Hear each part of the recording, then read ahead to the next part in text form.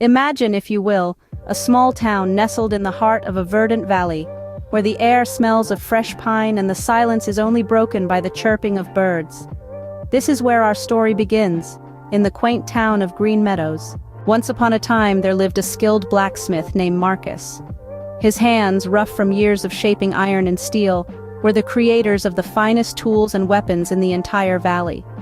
Despite his talent, however, Marcus was a humble man, always ready to lend a hand to his neighbors. One day, a mysterious stranger rode into town.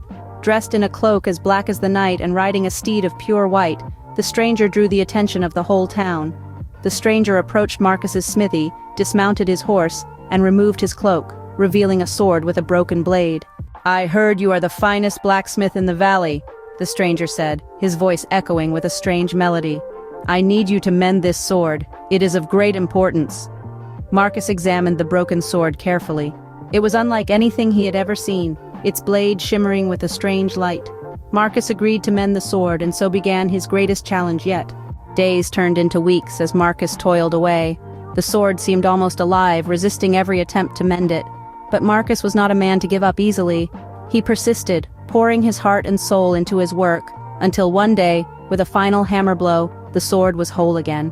The stranger returned to claim his sword.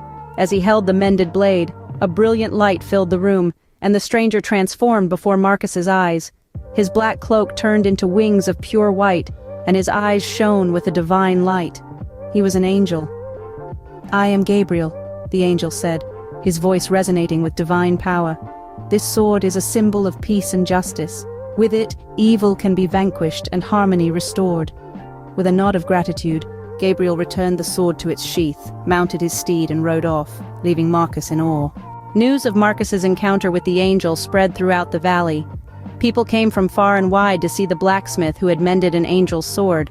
Though he became famous, Marcus remained the humble blacksmith he had always been, using his skills to help his neighbors and maintaining peace in his beloved town of Green Meadows.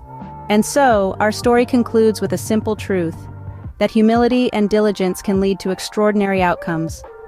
Marcus, the humble blacksmith from the small town of Green Meadows, had become a symbol of peace and justice, just like the angel's sword he had mended. His story serves as a reminder that no act of kindness, however small, is ever wasted. So remember, it's not about the grandeur of the task, but the heart put into it.